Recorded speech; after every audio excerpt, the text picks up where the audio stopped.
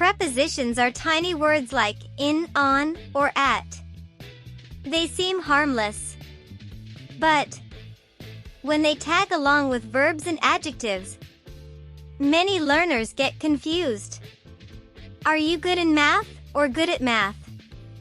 Do you depend on someone or do you depend on them? These prepositions can change everything, and they don't always follow logic. Don't worry. We'll make these scary little words feel friendly and maybe even fun. Some verbs need a small word after them to sound right. These small words are called prepositions, like to, in, or for. We say, listen to the teacher, not listen to teacher. Why? Because to helps the sentence sound natural and correct.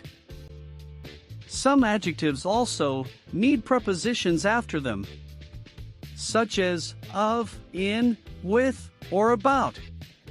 Together, they help us talk about our feelings or what we know. For example, she is afraid of spiders. I'm interested in dinosaurs. So now, let's practice and learn how to use them the right way.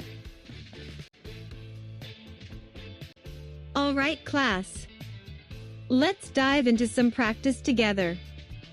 Are you ready to give it your best shot? Let's see those hands up if you're ready to roll.